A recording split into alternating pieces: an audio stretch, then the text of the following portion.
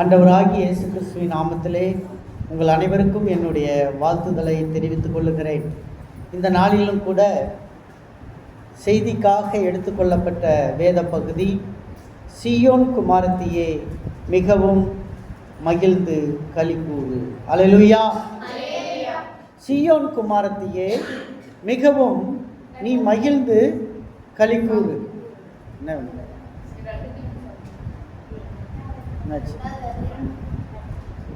சரி, பரவாயில்ல. சீயோன் குமாரத்தியே நீ மகிழ்ந்து களிகூறு என்ற செய்தியை நாம் இந்த நாளிலே கேட்க இருக்கிறோம். அருமையான தேவனுடைய பிள்ளைகளே, எசேக்கியேலின் புஸ்தகம் 44ஆம் அதிகாரம் 1-2 வசனங்களை யாராவது ஒருவர் வாசிக்கும்படி அன்போடு கேட்டுக்கொள்கிறேன். எசேக்கியேல் 44 1-2 வசனங்கள். பின்பு அவர் என்னை கிழக்குக்கு எதிரே பரிசுத்த ஸ்தலத்திற்கு புறவாசல் வழியே திரும்ப பண்ணினார். அது பூட்டப்பட்டிருந்தது. அப்பொழுது கர்த்தர் என்னை நோக்கி, இந்த வாசல் திறக்கப்படாமல் பூட்டப்பட்டிருக்கும், ஒருவரும் இதற்குள் பிரவேசிப்பதில்லை. இஸ்ரவேலின் தேவனாகிய கர்த்தர் இதற்குள் பிரவேசித்தார். ஆகையால் இது பூட்டப்பட்டிருக்க வேண்டும். இங்கே பாருங்க, தீர்க்கதரிசியினால் உரைக்கப்பட்ட இந்த வார்த்தை இந்த ஓசனா தினத்தன்று இது நிறைவேறுகிறத நம்ம பார்க்குறோம். இதுதான் தீர்க்க தரிசனம். அதாவது இந்த வசனம் என்ன சொல்லுதுன்னா, இயேசு கிறிஸ்து இந்த எருசலேமினுடைய கோல்டன் கேட் வழியாக உள்ளே போகிறார். அவர் உள்ளே போகும்போது முக்கியமாக ஒரு கழுதையை தேர்ந்தெடுக்கிறத நம்ம பார்க்குறோம். அந்த கழுதை கட்டப்பட்டிருந்த கழுதையும் அதனுடைய குட்டியாகிய மரி என்று சொல்லப்பட்டிருக்கிறது. கழுதை அதனுடைய குட்டி இரண்டும் கட்டப்பட்டிருந்தது. இந்த கழுதை எதை குறிக்கிறது என்று சொன்னால், நம்மை போன்ற திருச்சபையை குறிக்கிறது. சபைகள் இன்றைக்கு பல கட்டுகளினால் கட்டப்பட்டிருக்கிறது. அந்த கட்டுகள் ஒருவேளை விக்கிரக கட்டுகளாக இருக்கலாம். சில சபைகள் விக்கிரக கட்டினால் கட்டப்பட்டிருக்கிறது. சில சபைகள் பாவத்தின் கட்டுகளால் கட்டப்பட்டிருக்கிறது. அநேக இவ்விதமான கட்டுகள் இயேசுவை அவருடைய வருகையை காணும் பொழுது சபையின் கட்டுகள் எல்லாம் உடைக்கப்படும். அல்லேலூயா. இந்த சபையின் கட்டுகள் எல்லாம் உடைக்கப்படும். இயேசு கிறிஸ்து சொன்னார், எதிரே இருக்கும் கிராமத்துக்கு போங்க. You go wherever you go, where to go, எல்லாம் சரியாக சொல்கிறார். எதிரே இருக்கிற கிராமத்துக்கு போங்க, அங்கே ஒரு கழுதை கட்டப்பட்டிருக்கு. அருமையான தேவனுடைய பிள்ளைகளே, நமக்கு எதிராக நிறைய கழுதைகள் கட்டப்பட்டிருக்கும். நம்ம முதல்ல கழுதைகளின் கட்டுகளை அவிழ்ப்பதற்காக தேவன் நம்ம இந்த உலகத்திற்கு அனுப்பியிருக்கிறார். அல்லேலூயா. சீசர்கள் போய் என்ன செஞ்சாங்க? எதிரே இருக்கும் கிராமத்தில் இருக்கிற கழுதைகளின் கட்டுகளை அவிழ்த்தாங்க. இன்னைக்கு நமக்கும் அதே தான் இருக்குது. நம்ம குடியிருக்கிற வீட்டுக்கு எதிரே இருக்கிற கிராமத்தில் இருக்கிற கழுதைகளின் கட்டுகளை அவிழ்ப்பதற்கு நம்மை தேவன் பயன்படுத்துகிறார். அல்லேலூயா. தேவன் பயன்படுத்துகிற விதம் மிகவும் வித்தியாசமானது, மிகவும் ஆச்சரியமானது. அது நம்மை வித்தியாசமான வழிகளிலே கர்த்தர் நடத்துகிறதை நாம் பார்க்கிறோம். அவர் அந்த கழுதையை தேர்ந்தெடுத்து கழுதை மேலே என்ன செஞ்சாங்க? வஸ்திரத்தை போட்டாங்க. ஏசப்பா அமர்வதற்கு வரும் பொழுது, ஏசப்பா அமரலாம் என்று பார்க்கும் பொழுது அந்த கழுதைக்கு வஸ்திரம் இல்லை. அல்லேலூயா. அந்த கழுதை வஸ்திரம் இல்லாமல் இருந்தது. இன்றைக்கு நிறைய கழுதைகள் ரட்சிப்பின் வஸ்திரம் இல்லாமல் இருக்கிறது. நிறைய கழுதைகள் எதிரே இருக்கும் கிராமத்தில் இருக்கும் கழுதைகள் கட்டப்பட்டிருக்கிறது, வஸ்திரம் இல்லாமல் இருக்கிறது. ரட்சிப்பின் வஸ்திரம் அந்த கழுதைகளுக்கு கொடுக்கப்படவில்லை. இயேசுவை சந்திக்க வேண்டும் என்றால் அந்த கழுதை ரட்சிப்பின் வஸ்திரத்தை அணிய வேண்டும். இன்றைக்கு எத்தனை பேர் ரட்சிப்பின் வஸ்திரத்தை அணிந்தவர்கள் எல்லாம் அல்லேலூயா சொல்லுங்க. அல்லேலூயா. இன்னைக்கு நம்மெல்லாம் என்ன கழுதை? ரட்சிப்பின் வஸ்திரத்தை அணிந்த கழுதை. அல்லேலூயா. இந்த கழுதைக்கு வஸ்திரத்தை போட்டோன்னா தான் இயேசு மேலே ஏறி உட்கார்றார். வஸ்திரம் போடுறதுக்கு முன்னாடி வரைக்கும் அது கட்டப்பட்டே இருந்தது. அந்த கழுதை முதல்ல ஏசப்பா கிட்ட வர்றதுக்கு கட்டை அவிழ்க்கணும். நம்மக்கிட்ட நிறைய கட்டு இருக்கும். ஏசப்பா கிட்ட நெருங்கிறதுக்கு நிறைய கட்டுகள் இருக்குது. பாவக்கட்டுகள் இருக்குது, சோம்பேறி கட்டுகள் இருக்குது. அந்த கட்டுகளையெல்லாம் அவிழ்க்கணும். ஏசப்பாவுக்கு முன்னாடி வரும் பொழுது நம்முடைய பாவக்கட்டுகள், பொய் பேசுகிற கட்டுகள், பாவத்தின் சாபத்தின் கட்டுகள் எல்லாத்தையும் அவுக்கணும். அவுத்துட்டு ஏசப்பாவின் ரட்சிப்பின் வஸ்திரத்தை தரிக்கணும். அல்லேலூயா. இந்த ரட்சிப்பின் வஸ்திரத்தை நம்ம தரிச்சிட்டு அப்புறம்தான் ஏசப்பாவை அமர வைக்கணும். ஏசப்பா ரட்சிப்பின் வஸ்திரம் இருக்கக்கூடிய கழுதையின் இதயத்தில் தான் உட்காருவார். அல்லேலூயா. சும்மா இருக்கிற கழுதையினுடைய இதயத்தில் உட்கார மாட்டார் ஏசப்பா. எந்த கழுதைக்கு ரட்சிப்பின் வஸ்திரம் இருக்கிறதோ அந்த கழுதையின் உடலுக்குள்ள தான் ஏசப்பா உட்காருவார். இந்த கழுதை மேலே ஏசப்பா உட்கார்ந்துட்டார். ஏசப்பா உட்கார்ந்துட்டு அந்த கழுதைக்கு என்ன கிடைக்கும்? மரியாதை கிடைக்கும். அல்லேலூயா. அந்த கழுதை அப்படியே நடந்து போகுது. இந்த குருத்தோலைகளை எல்லாம் விரிக்கிறாங்க, வஸ்திரங்களை விரிக்கிறாங்க, ரெட் கார்பெட் போடுறாங்க. யாருக்காக போடுறாங்க? ஏசப்பாவுக்காக போடுறாங்க. ஆனால் அந்த கழுதை தான் கார்பெட்டை மிதிச்சு போகுது. அல்லேலூயா. அல்லேலூயா. இன்னைக்கு ரட்சிப்பின் வஸ்திரத்தை தரித்த கழுதைகளே, உங்களுக்கு கொடுக்கப்படும் மரியாதை கௌரவம் உங்களுக்கு அல்ல, உங்கள் மேல் இருக்கும் இயேசுவுக்கு. அல்லேலூயா. இன்னைக்கு என்னை பார்த்து பாஸ்டர் ஸ்தோத்திரம் என்று சொல்லுவீர்கள். ஸ்தோத்திரம் என்று சொல்லுகிற வார்த்தை எனக்கல்ல, எனக்கு மேல் இருக்கும் இயேசுவுக்கு. இந்த ஸ்தோத்திரம் எனக்கல்ல, இந்த கழுதைக்கல்ல, இந்த கழுதையின் மேல் இருக்கும் என் அன்பு இயேசுவுக்கு. அல்லேலூயா. இந்த கௌரவங்கள் எல்லாம் அதுதான். இந்த கழுதை என்ன பண்ணுச்சு தெரியுமா? அப்படியே தலையாட்டிக்கிட்டே போச்சு. மேலே உட்காந்துருந்த இயேசுவை மறந்துடுச்சு. இந்த கழுதைக்கு ரொம்ப சந்தோஷம். நம்ம எங்கேயோ கட்டி கிடந்தோம், நமக்கு ஒரு வஸ்திரத்தை கொடுத்துட்டாங்க, அந்த வஸ்திரம் வந்துடுச்சு. இப்போ என்ன செய்கிறாங்க? ஏசப்பாவை மேலே உட்கார வச்சு பவனியில் போகிறோம். நமக்கு என்னென்ன மரியாதை கிடைக்குது? கார்பெட் கிடைக்குது, மரக்கிளைகள் கிடைக்குது, குருத்தோலை கிடைக்குது. அது மட்டும் அல்ல, ஓசன்னா பாட்டு வேற. அல்லேலூயா. ஓசன்னா ஓசன்னா என்ற பாடல் சத்தம் கேட்குது. இந்த கழுதை இயேசுவை மறந்துருச்சு. அல்லேலூயா. இன்னைக்கு நிறைய கழுதைகள் இந்த உலகத்தில் ஏசப்பாவை மறந்துடுறோம். நிறைய நேரங்களில் மறந்துடுறோம். ஏசப்பா உட்கார்ந்துட்டு இருக்கார். அவருனால தான் இந்த மகிமை, அவருனால தான் இந்த மகிமை. நம்ம இன்னைக்கு போட்டிருக்கிற ட்ரெஸ்ஸு, நம்ம கடவுள் கொடுத்துருக்கிறது எல்லாமே அவருனால கிடைச்சது. அல்லேலூயா. அல்லேலூயா. அவர் நமக்கு கொடுத்தது, அவர் நமக்காக கொடுத்தது, அவர் நம்ம மேல இருந்ததால கிடைச்சது. அல்லேலூயா.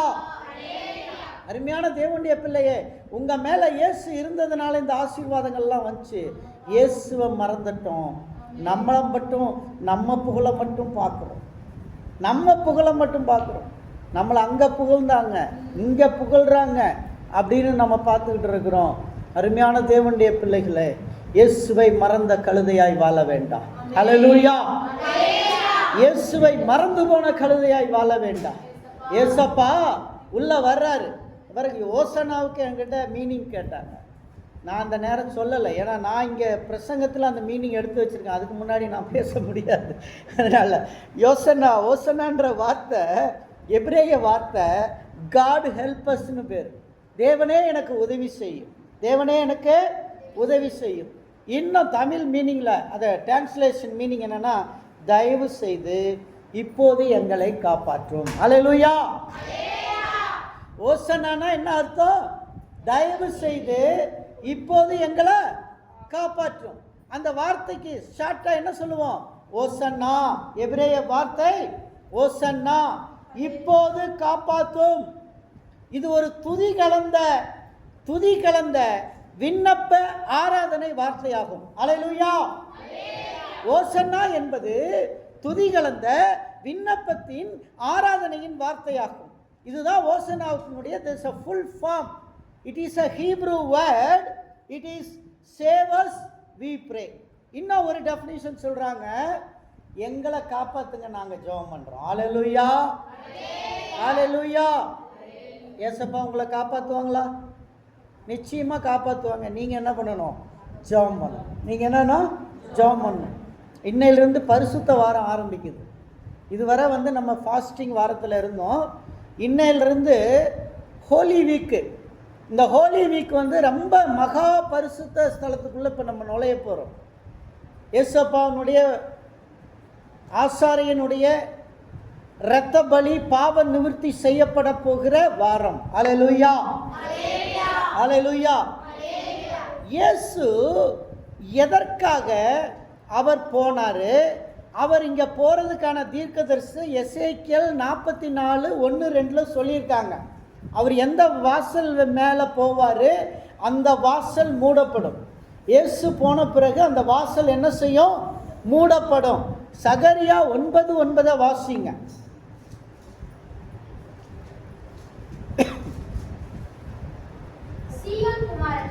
சீயோன் குமாரத்தியே மிகவும் களிக்கூறு, எருசலேம் குமாரத்தியே கெம்பீரி, இதோ உன் ராஜா உன்னிடத்தில் வருகிறார். அவர் நீதி உள்ளவரும் ரட்சிக்கிறவரும் தாழ்மை உள்ளவரும் கழுதையின் மேலும் கழுதை குட்டியாகிய மரியின் மேலும் ஏறி வருகிறவருமாய் இருக்கிறார். அல்லேலூயா. எத்தனை வருஷத்துக்கு முன்னாடி? இயேசு பிறப்பதற்கு ஏறக்குறைய 1000 வருஷத்துக்கு முன்னாடி எழுதப்பட்ட தீர்க்க தரிசன வார்த்தை. யாருக்கு சொல்லுகிறது? சீயோன் குமாரத்திக்கு சொல்லுகிறது. The daughter of சயோன். சீயோன் குமாரத்திகள் யார்? இயேசப்பாவுக்கு ரொம்ப பிரியமா இருக்கிறவங்க எல்லாரும் சீயோன் குமாரத்திகள். அல்லேலூயா. யார் தான் சீயோன் குமாரத்திகள்? நான் சீயோன் குமாரத்தி, நீங்களும் சீயோன் குமாரத்தி. சீயோன் குமாரத்தியை பார்த்து சொல்லுகிறார், யார் வரப்போறா? உன் ராஜா வர்றாரு, உன் ராஜா வர்றாரு. சீயோன் குமாரத்தி என்ன பண்ணணும்? களி கூறணும். சீயோன் குமாரத்தி களி கூறணும்னா ராஜாவின் வருகையில எப்படி இருக்கணும்? பரிசுத்தமா இருக்கணும். அல்லேலூயா. ராஜா திரும்பி வரப்போறார். அவர் எப்படி வந்தாரோ அப்படியே வருவார். இந்த பவனி எதனுடைய அடையாளமாக இருந்தது தெரியுமா? இந்த பவனி தீர்க்கதரிசிகளின் நிறைவேறுதலா இருந்தது. மெசியா எப்படி வருவார்? மெசியா எப்படி வருவார்னு சகரியா தீர்க்கதரிசி சொல்லியிருக்காரு. மறுபடியும் படிங்க. சீயோன் குமாரத்தியே மிகவும் களிக்கூறு, எருசலேம் குமாரத்தியே கம்பீரி, இதோ இதோ உன் ராஜா உன்கிட்ட வர்றாரு. அவர் நீதி உள்ளவர். இதுல பாருங்க, சீயோன் குமாரத்திய சொல்லிட்டு அடுத்து எருசலேம் சொல்லுது இல்லையா? சீயோன் எருசலேம் ரெண்டும் ஒரே இடம் தான். மவுண்ட் சீயோன், அந்த சீயோன் மலையத்தான் மவுண்ட் எருசலேம் இருக்கு. அந்த சீயோன் மலையில் இருக்கிற பட்டணத்துக்கு பேர் தான் எருசலேம். அப்ப ரெண்டுமே ஒரே இடம் தான். ஏசப்பா எங்க வருவார்? மெசியான்றவரு எருசலேமுக்குள்ள வருவார். எருசலேமுக்குள்ள வருவார். அந்த சீயோன் மலையில இருக்கிற எருசலேம் மலை பட்டணத்துக்குள்ள அவர் வருவார். அவர் வருவது எப்படி வருவார்? நீங்க சொல்லியிருக்க படிங்க. அவர் நீதியானவரு, ரட்சிக்கிறவரு, தாழ்மை உள்ளவர், கழுத மேல வருவார். அல்லேலூயா. கழுத மேலையும் கழுதை குட்டியாகிய மரியின் மேலும் ஏறி வருகிறவர் தான் மெசியா. அல்லேலூயா. மெசியா என்பதை நீங்களும் நானும் கண்டுகொண்டோம். ஆனால் இன்றைக்கு யூதர்கள் கண்டுகொள்ளவில்லை. இனி மெசியா வரப்போகிறார் என்று சொல்லுகிறார். பெஞ்சமின் நெத்தன்யாகு இஸ்ரேலுடைய பிரதம மந்திரி 2 வாரங்களுக்கு முன்பு மெசியா வரப்போகிறார், ஆயத்தமாங்கள் என்று சொல்லி இருக்கிறார். அவர் சொன்ன மெசியா அந்தி கிறிஸ்து. இந்த மெசியா ஏற்கனவே வந்துவிட்டார். இனி மெசியா வரும்போது மத்திய வானத்தில் தான் வருவார். இடையில மெசியா வரமாட்டார். ஆனால் பெஞ்சமின் நெத்தன்யா சொல்ல அந்த மெசியா யார் என்று சொன்னால் அந்தி கிறிஸ்துவ சொல்றார். இஸ்ரேலுடைய பிரதமர் 2 வாரத்துக்கு முன்னாடி சொன்னார். அவர் சொல்றாரு, எதுக்காக இந்த யுத்தம்னு கேட்கிறாங்க. ஈரானோட எதுக்கு போய் யுத்தம் பண்றீங்க? எதுக்காக இந்த யுத்தம்? அதுக்கு அவர் சொல்றாரு, மெசியா வரப்போறார், அதுக்கான ஆயத்த யுத்தம்னாரு. அல்லேலூயா. பாருங்க, அவர் சொன்ன மெசியா உண்மையான மெசியா ஏற்கனவே வந்துட்டு போயிட்டாரு. அவர் ரட்சகர், அவர் நீதி உள்ளவர், அவர் தாழ்மை உள்ளவர், அவர் நம்மளை ரட்சிச்சிருக்காரு. அல்லேலூயா. நம்மளை சிலுவையில ரட்சிச்சிருக்காரு. அந்த மெசியாவை சொல்லுகிறார். ஆனால் பெஞ்சமின் நெத்தனியாக சொல்லுகிற அந்த மெசியா வேற, அது அந்தி கிறிஸ்துவை குறிக்கிறது. அந்த மெசியா வர்றதை சொல்லுது. இப்போ பார்த்தீங்களா, ஏசப்பா அந்த எருசலேமுக்கு எந்த வாசல் வழியாக உள்ளே வந்தார் தெரியுமா? கிழக்கு வாசல். அந்த கிழக்கு வாசலுக்கு என்ன பேர் தெரியுமா? இன்னைக்கு கோல்டன் கேட். என்ன பேர்? Golden gate. அந்த கோல்டன் கேட் வழியாக தான் ஏசப்பா உள்ளே வந்தார். அந்த வாசல் மூடப்படும்னு தீர்க்க தரிசனம் சொல்லுச்சு. அந்த வாசல் ஏசப்பா உள்ள நுழைஞ்சு 1541 வருஷம் மூடப்பட்டுச்சு. அல்லேலூயா. 1541 வருஷம் அந்த வாசல் திறந்திருந்துச்சு. அப்போ மக்கள் என்ன நினைச்சாங்கன்னா, இந்த மெசியா உண்மையான மெசியா இல்லைன்னு நினைச்சிட்டு இருந்தாங்க. இவர் கிடையாது, ஏன்னா இந்த வாசல் மூடுன்னு சொல்லி எசேக்கியேல்ல சொல்லியிருக்கே, இந்த மெசியா கிடையாதுன்னாங்க. இன்னொன்று தெரியுமா? இன்னைக்கு இஸ்ரேல் என்ன செய்யுது? ஈரானோடு யுத்தம் பண்ணுது. ஈரானோட யுத்தம் பண்ணிட்டு இருக்கு. அன்னைக்கு அந்த நாட்டுக்கு பேர் பேர்சியா. அந்த பேர்சியானுடைய அரசன் என்ன செஞ்சான்? எருசலேமின் அலங்கம் இடிந்த பொழுது அவன்தான் கட்டினான். அந்த அரசன் தான் கட்டினான். எருசலேமின் அலங்கத்தை எவன் கட்டினானோ அந்த அரசன் பல நூற்றாண்டுகளுக்கு பிறகு அந்த அதே பூமியிலிருந்து மிசைல் இங்க இருக்கிற அலங்கத்தை இடிக்குது. அல்லேலூயா, அல்லேலூயா. இன்றைய காலகட்டத்தில் அந்த மிசைல்ஸ் இடிச்சுக்கிட்டு இருக்கு. பாருங்க, இது 1541 ஒட்டோமான் சுல்தான் சுலைமான் அப்படின்னு ஒரு முஸ்லீம் ராஜா, அந்த ராஜா எருசலேம் ஆட்சி பண்ணும்போது அந்த கோல்டன் கேட்ஸ் அடைச்சிட்டாங்க. அது அவர் ஏன் அடைச்சாருன்னு தெரியுமா?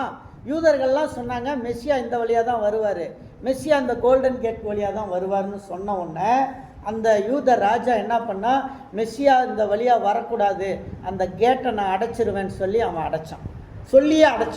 மெஸ்ஸியா வரக்கூடாதுன்னு சொல்லியே அந்த கோல்டன் கேட்டினுடைய கதவு இன்று வரை அடைக்கப்பட்டிருக்கிறது. தங்க வாசலின் கதவு அடைக்கப்பட்டிருக்கு. அந்த கதவு ஒலிவமலைக்கு நேராக இருக்குது. ஏசப்பா ஒலிவமலையில் தான் இறங்குவார்னு சொல்லியிருக்கு. இறங்கி அப்படியே நேராக வருவார். அவர் வரும்போது அந்த கதவு உடைக்கப்படும். அந்த கதவு வழியாக தான் எருசலேமுக்குள்ளே வருவார். அல்லேலூயா, அல்லேலூயா. இப்போ பாருங்க, அந்த எருசலேம் அந்த சுலைமான் அடைச்சாச்சு. ஒட்டைமான் சுலைமான் அடைச்சாச்சு. அந்த தங்க வாசல் இன்றைக்கும் அடைக்கப்பட்டிருக்கிறது. அந்த காலகட்டத்தில் என்ன பண்ணாங்க தெரியுமா? அதை அடைச்சோன்னே அங்கே முஸ்லீம்கள் அடக்கம் பண்ணாங்க. 1000க்கு மேற்பட்ட கல்லறைகள் அங்கே போட்டாங்க. எதுக்குன்னா, அந்த தங்க வாசல் இனிமேல் புழக்கத்தில் வரக்கூடாதுன்னு சொல்லி அந்த 6ஆம் நூற்றாண்டு 7, 8 இந்த 3 நூற்றாண்டுகளில் 1000க்கு மேற்பட்ட முஸ்லீம்களுடைய பாடிகளை அங்கே போட்டு புதைச்சி வச்சுருக்காங்க. அந்த கேட்டுக்கு அந்த சுற்று வட்டாரங்கள்ல எல்லாம் புதைச்சி வச்சுருக்காங்க. இன்றைக்கும் அந்த பாடிகள் அங்கேயே இருக்குது, எலும்புக்கூடாக இருக்கிறது. ஆனால் அந்த வழியாக தான் இயேசு வரப்போகிறார். அல்லேலூயா, அல்லேலூயா. ஆகவே சீயோன் குமாரத்தியே, எருசலேம் குமாரத்தியே, நீ கம்பீரிக்க வேண்டும். அல்லேலூயா, நீ கம்பீரிக்க வேண்டும். ஏனென்றால் கர்த்தரின் வருகை சமீபமாய் இருக்கிறது. நீ கம்பீரிக்க வேண்டும், நீ கம்பீரமாய் ஆர்ப்பரிக்க வேண்டும். இந்த கோல்டன் கேட்ஸ் அவ்வளோ ஒரு இதாக இருந்த கோல்டன் கேட்ஸை மூடிட்டாங்க. இந்த கோல்டன் கேட் வழியாக தான் ஏசப்பா உள்ளே வருவார். அல்லேலூயா, அல்லேலூயா. இந்த கோல்டன் கேட்ஸ் என்னைக்கு உடைக்கிறாங்களோ அன்னைக்கு உள்ளே வருவார் ஏசப்பா. இந்த கோல்டன் கேட்டு திறக்கும்.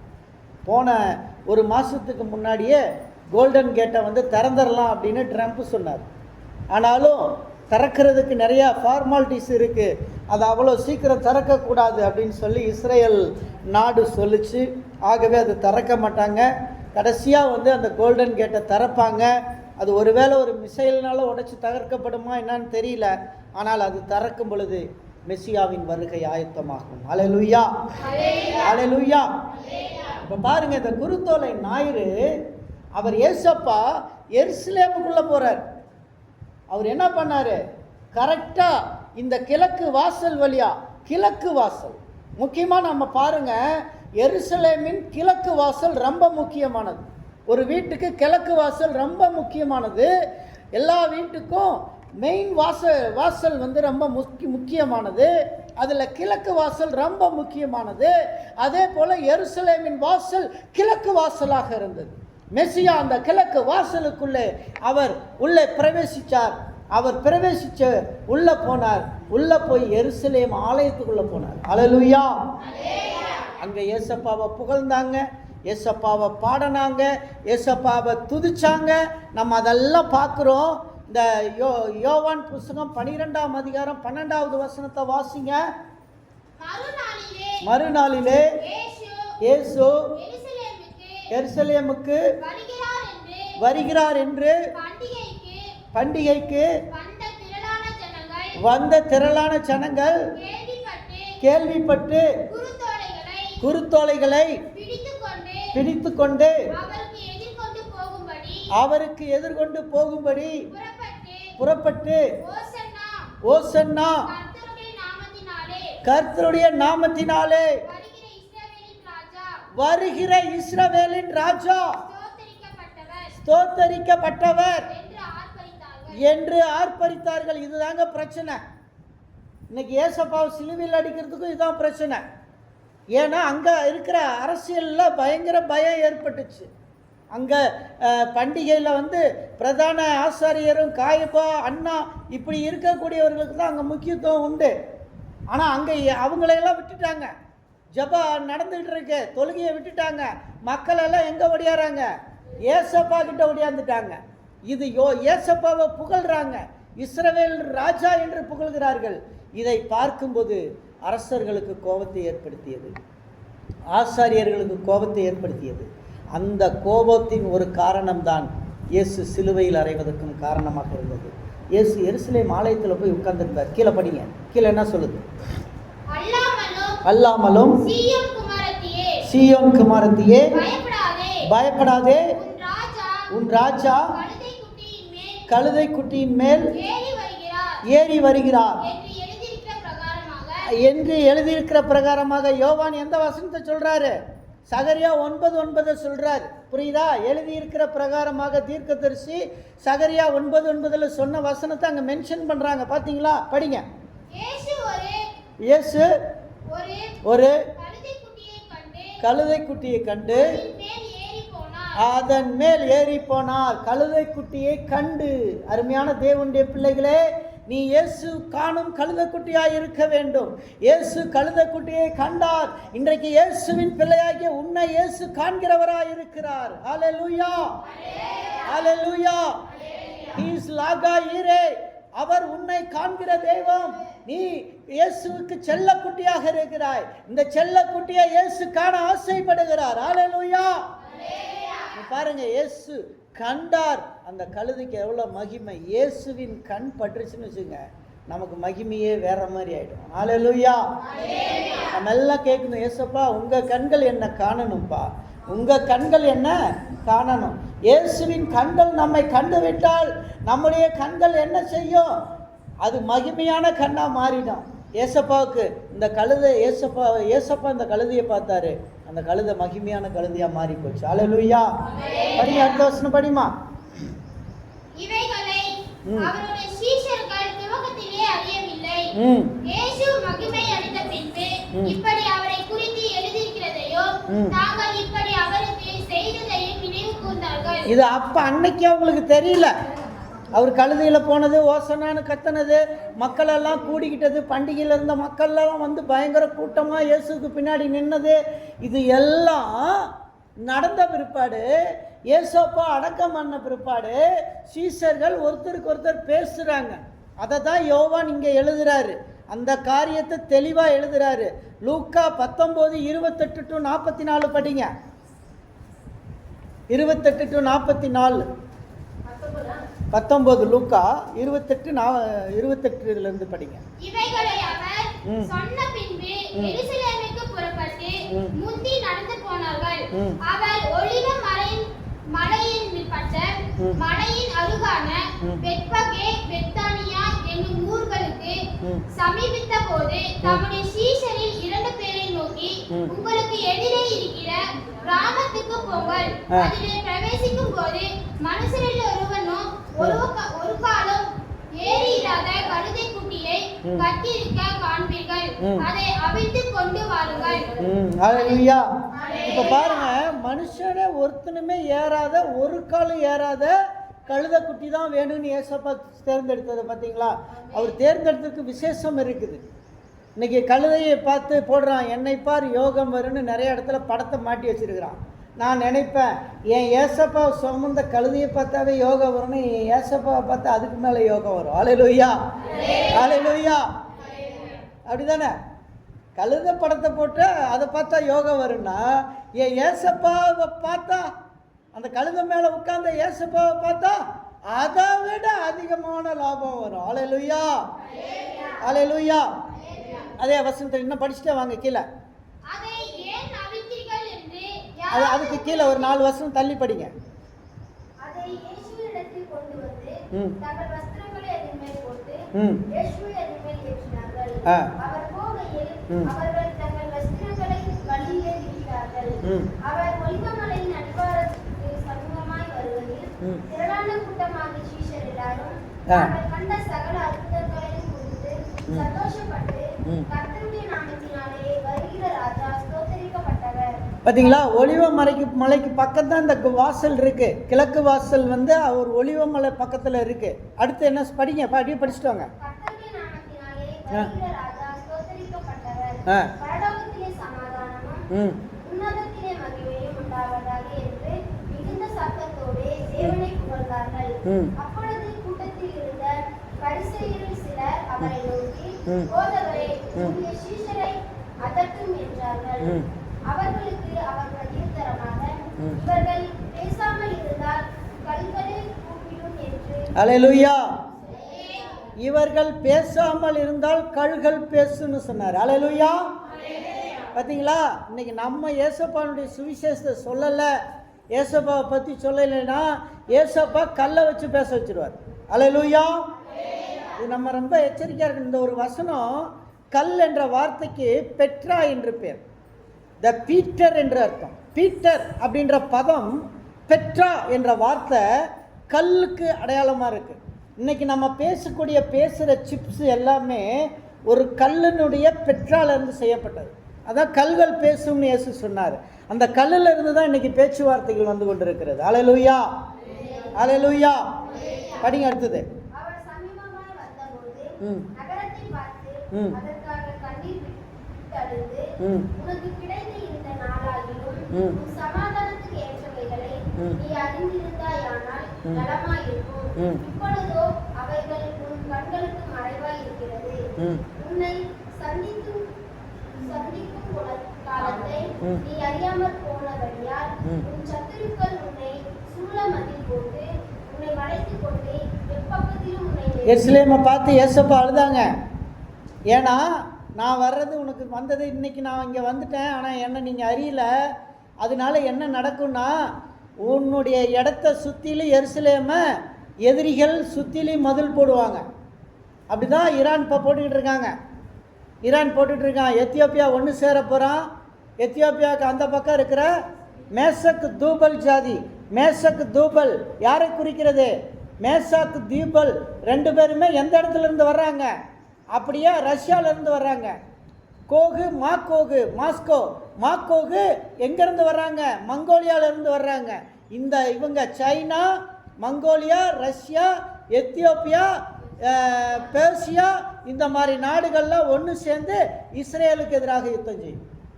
இஸ்ரேல் தனித்து விடப்படும். அமெரிக்கா கைவிடும், லண்டன் கைவிடும், பிரான்ஸ் கைவிடும், ஜெர்மனி கைவிடும், இத்தாலி கைவிடும், தனித்து விடப்படும். ஆனால் தனித்து விட்டாலும் இஸ்ரேல் முடிவில் வெற்றியை சுதந்திரிக்கும். ஹல்லேலூயா, ஹல்லேலூயா. இதெல்லாம் வேதத்தில் சரியாக சொல்லப்பட்டிருக்கிறது. இயேசு உள்ளே போனது ஒரு ஹிஸ்டாரிக்கல் ஈவெண்ட்டு.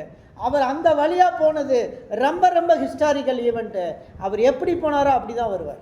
ஹல்லேலூயா. அவர் மறுபடியும் வருவார். யூதர்கள் நம்புகிறாங்க, இந்த கோல்டன் கேட் வழியாக தான் வருவாங்கன்னு இன்றைக்கும் நம்பிட்டு இருக்காங்க.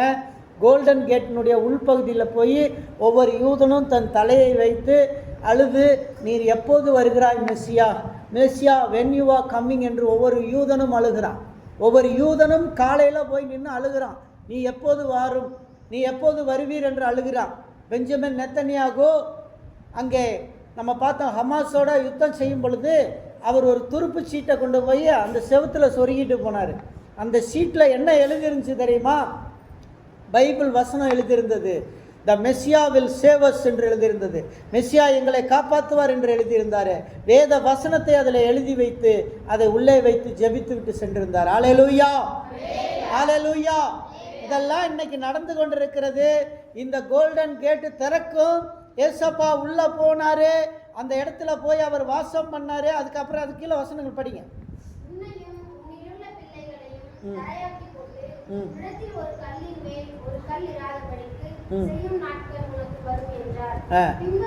அவர் எருசலேம் ஆலயத்தை பார்த்து தான் சொன்னாரு, இந்த கல் ஒரு கல் மேலே இல்லாத இடிக்கப்படும் நாள் வரும்னு சொன்னாரு. அது உங்களுக்கு தெரியும், 1942 இடிக்கப்பட்டுச்சு. எப்படி இடிக்கப்பட்டுச்சு? 1942 1942 2ஆம் உலக மகா யுத்தம் நடந்துச்சு. அப்போ என்ன செஞ்சாங்க? யூதர்கள் எல்லாம் எருசலேமை விட்டு ஓடி போயிட்டாங்க. எருசலேமை பாலஸ்தீனியர்கள் பிடிச்சிட்டாங்க. பாலஸ்தீனியர் பிடிச்ச உடனே எருசலேமை விட்டு ஓடி போனாங்க.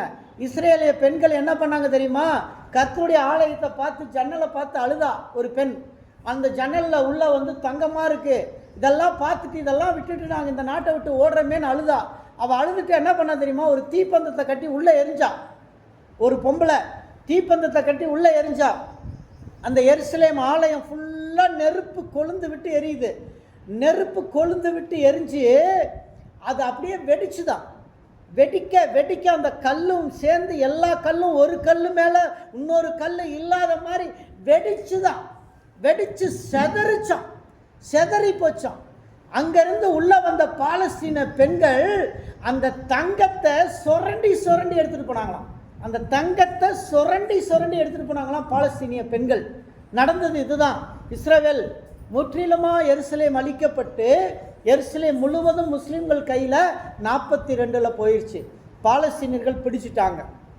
அப்போ தான் பிரிட்டிஷ் ஏர்வேக்கு சொல்கிறாங்க, அமெரிக்கா வல்லரசாக இருக்குது, பிரிட்டிஷ் ஏர்வேக்கு சொல்கிறாங்க, நீங்கள் சீக்கிரமாக என்ன பண்ணுங்க, போய் எதை பிடிங்க, எருசலேமை பிடிங்கன்னு. அப்போ நேச நாட்டு படைகள் என்று சொல்லி ஒரு கூட்டம், அமெரிக்கா, ஜெர்மனியும் ஜப்பானும் ஒரு குழுவாக மாறிட்டாங்க. அவங்க எதிராக செயல்பட்டாங்க, யூதர்களுக்கு எதிராக.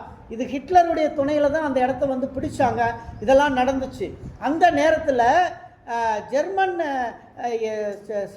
இங்கிலாண்டில் ஒரு ஃப்ளைட்டை எடுத்து கொண்டு அந்த எருசலேமை பிடிக்கணுன்ற ஒரு டார்கெட்டை இங்கிலாந்துக்கு கொடுத்துருந்தாங்க. இங்கிலாந்து கட்டளை கொடுத்த உடனே அந்த டார்கெட்டை எடுத்துக்கிட்டு வரும்போது ஆலன் என்ன பண்ணார் தெரியுமா? ஆலன் ஹி ப்ரேய்டு, ஏசப்பாட்ட ஜெபம் பண்ணார். ஆலன்ட்ட சொன்னா, நீ கொஞ்சம் பைபிள் ட்ராக்ஸ் எல்லாம் எடுத்து வச்சிரு, நிறைய ட்ராக்ஸ் எடுத்து வை, வேத வசனத்தை எடுத்து வைனா. ஆலன் எதுவுமே பண்ணலை. பாமெல்லாம் ஒரு பக்கம் இருக்குது, குண்டுகள் ஒரு பக்கம் இருக்குது. ஆலன் மனசில் பயம், இந்த பரிசுத்த பூமி மேலே நான் குண்டு போற்றக்கூடாது, பரிசுத்த பூமி மேலே நான் ஒரு கிறிஸ்தவன் குண்டு போற்றக்கூடாது, நான் ஒரு விசுவாசி, இந்த எருசலேம் மேலே ஒரு குண்டு நான் போடக்கூடாது அப்படின்னு ஆலன் ஜெபம் பண்ணார். ஜெபம் பண்ணிவிட்டு அந்த ஃப்ளைட் எடுத்தார். ஒண்டி ஆள் ஃப்ளைட் எடுத்துகிட்டு நேராக ஆலன் இஸ்ரேல் மேலே பறந்தார். பறக்கும்போது ஆவியானவர் சொன்னார், இந்த ட்ராக்ஸ் எல்லாம் தூக்கி வீசினார். அப்போ 1942 பாலஸ்தீனியர்கள் அந்த ஃப்ளைட்டை பார்க்குறாங்க. அவங்க அதுக்கு முன்னாடி ஏரோப்ளைனே பார்த்ததில்ல. அந்த இடத்துல ஏரோப்ளைன் இப்படி தாழ்வாக பறக்கிறது அப்படியே பார்க்குறாங்க. பார்க்கும்போது இந்த ட்ராக்ஸை அவர் தூக்கி வீசினாரு பாரு. ட்ராக்ஸை வீசின உடனே அவங்க என்ன நினச்சிக்கிட்டாங்க, ஐயையோ எதையோ தூக்கி வீசிட்டாங்கடா, அது சூரிய ஒளியில் அந்த ட்ராக்ஸ் வர வர பளபளன்னு கத்தி மாதிரி மின்னனதை பார்த்துட்டு எருசலேம் விட்டு எல்லாம் ஓடி போயிட்டாங்க. அல்லேலூயா, அல்லேலூயா. ஆலன் அப்படியே இறங்கினாரு. இறங்கி கொடியை நாட்டினாரு. கொடியை நாட்டிட்டு வெளியே இருக்கிற யூதர்கள்லாம் திரும்பி வாங்கன்னு இங்கிலாந்து அனௌன்ஸ் பண்ணுச்சு. அல்லேலூயா. ஆலன் கொடியை நாட்டின பிறகு பிரிட்டிஷ் ஏர்வேலேருந்து இராணுவங்கள் எல்லாம் உள்ளே பூந்து எருசலேமை பிரிட்டிஷ் கண்ட்ரோலுக்கு கொண்டு வந்துட்டாங்க. பிரிட்டிஷ் கண்ட்ரோலுக்கு கொண்டு வந்தோன்னா பிரிட்டிஷ் அறிவிச்சாங்க 24 மணி நேரத்தில் நீங்கள் நாடை திரும்புங்க, யூதர்களெல்லாம் சொந்த நாட்டுக்கு திரும்பி வாங்கன்னு சொன்னாங்க. அந்த 24 மணி நேரத்தில் 1000 யூதர்கள் உள்ள வந்தாங்க. அல்லேலூயா. வெறும் 1000 யூதர்கள் உள்ள வந்தாங்க. இன்றைக்கு 10 லட்சம் யூதர்கள் உள்ள இருக்காங்க. 1942 1000 யூதர்கள் உள்ள வந்தாங்க. இன்னைக்கு 10 லட்சம் யூதர்கள் அங்கே இருக்கிறார்கள். அங்கே அவர்கள் இன்றைக்கு இஸ்ரவேல் என்ற ஒரு ராஜ்யம் உருவாக்கி இன்றைக்கு ஒரு பெரிய நாடு உருவாகி இருக்கிறது. அந்த நாடு அத்தி மரம் துளிர் விடும் பொழுது வசந்த காலம் சமீபித்து என்று அறியுங்கள். அத்தி மரம் துளிர் விடும் பொழுது வசந்த காலம் சமயமாயிற்று என்று அறியுங்கள் என்று சொன்னதை போல அத்தி மரம் என்பது இஸ்ரேலை குறிக்கிறது. இஸ்ரேல் துளிர் விட ஆரம்பித்து விட்டது. இது வசந்த காலம் சமீபம் ஆகிவிட்டது. மெசியா சீக்கிரம் வரப்போகிறார். யுத்தங்கள் வலுக்க போகிறது. இயேசு இந்த கேட் வழியாக உள்ளே போகிறார்ல, இந்த கேட் வழியாக உள்ளே போய் எருசலேமில் கொஞ்ச நேரம் உட்கார்ந்துருந்தார் ஆலயத்தில். பார்த்தீங்களா? படிங்க.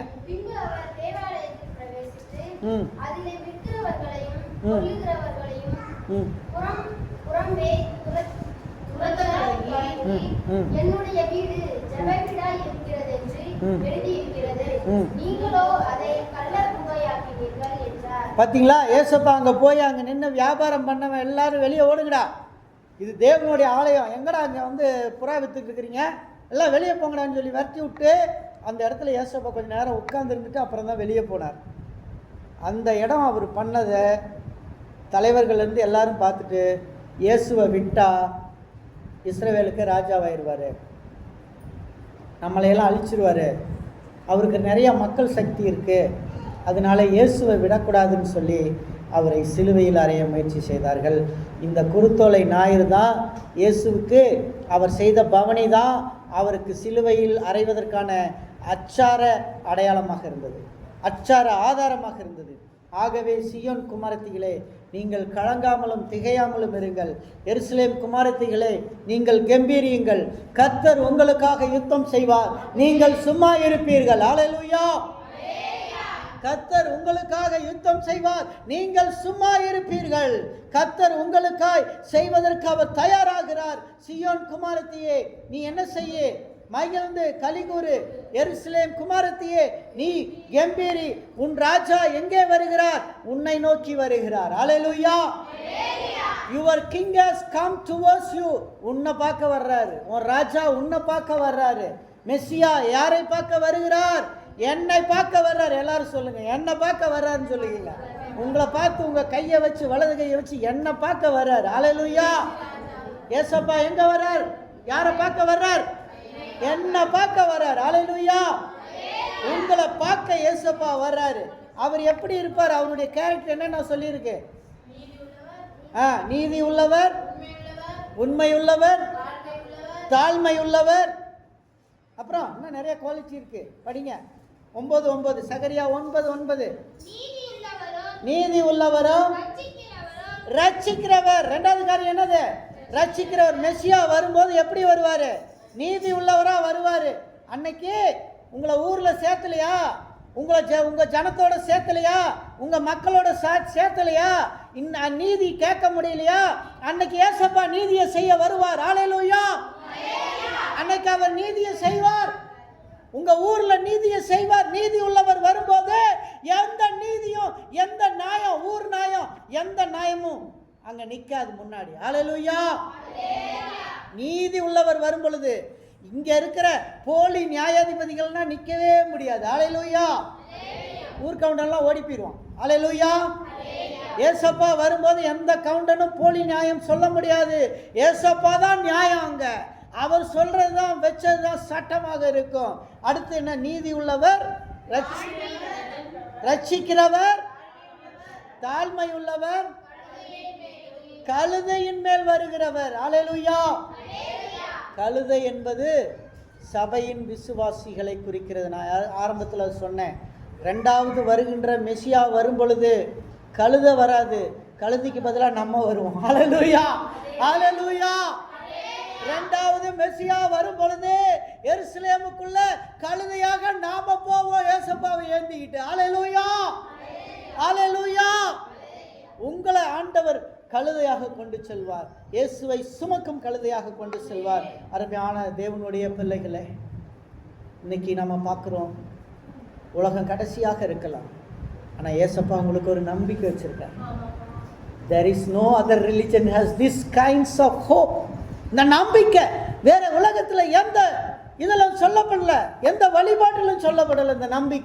இந்த நம்பிக்கை இயேசுவிடமே உண்டு. அந்த நம்பிக்கை இன்னைக்கு உங்களை தேடி வந்து கொண்டிருக்கிறது. இந்த குருத்தோலை ஞாயிறிலே உன்னதத்தில் ஓசன்னா, எல்லாரும் சொல்லுங்க, உன்னதத்தில் ஓசன்னா, உன்னதத்தில் தேவன் உங்களை ஆசீர்வதிப்பார். தேவனுடைய பிள்ளைகளே, நாம் எல்லாரும் எழுந்து நின்று ஜெபிப்போம். Shall we all pray in the presence of God? நாம் தேவனுக்கு முன்பாக நாம் எல்லாரும் கண்களை மூடி ஜெபிப்போம். அன்பின் கர்த்தாவே, உம்மை துதிக்கிறோம், உம்மை ஸ்தோத்திரிக்கிறோம். இந்த கோல்டன் கேட் அடைக்கப்பட்டிருக்கு. கோல்டன் கேட் திறக்கிற நேரம். நீங்கள் எல்லா வசனம் செய்தியை பார்க்கும்போது நீங்கள் நினச்சிக்கோங்க, கோல்டன் கேட் திறந்துருச்சுன்னா உங்கள் மெஸ்ஸியா வருவார். இதுக்கான அடையாளத்தை நான் சொல்லிடுறேன். உங்களுக்கு ஏசப்பா எப்போ வருவார், இங்கே வருவார், அங்கே வருவார் யாராவது சொன்னாலும் நம்பாதீங்க. கோல்டன் கேட்டு திறந்தா ஏசப்பா வருவார்னு நம்பிக்கங்க, வர போறாருன்னு நம்புங்க.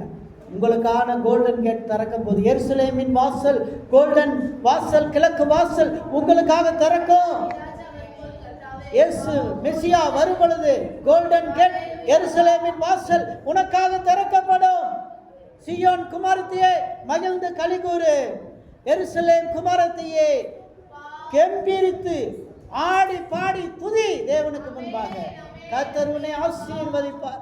உன் கவலை கண்ணீர்கள் அவருக்கு தெரியும், உன் பாடுகள் நிந்தைகள் அவருக்கு தெரியும், உன் போராட்டங்கள் அவருக்கு தெரியும். Thank you Lord. உம்மை துதிக்கிறோம், உம்மை ஸ்தோத்திரிக்கிறோம்.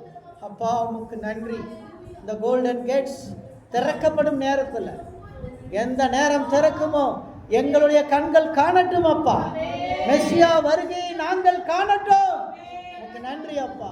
அப்படியாக மெசியாவின் வருகையை நாங்கள் கண்டு நாங்கள் இதையெல்லாம் பார்ப்பதற்கு தேவன் உதவி செய்யும்படி ஆட்சிக்கிறோம். துதிக்கிறோம், சோதரிக்கிறோம் அப்பா.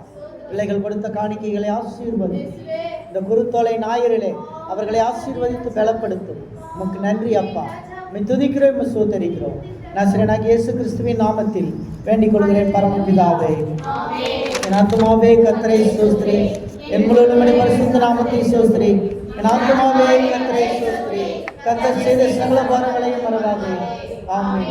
நம்முடைய கர்த்தராகிய இயேசு கிறிஸ்துவின் கிருபையும் பிதாவாகிய தேவனுடைய அன்பும் பரிசுத்தாவின் அன்பின் ஐக்கியம் சந்தோஷமும் சமாதானம் நம் அனைவரோடும் இன்றும் என்றும் சதா காலங்கள் நிலைத்திருப்பதாக. ஆமென். அல்லேலூயா, அல்லேலூயா, அல்லேலூயா.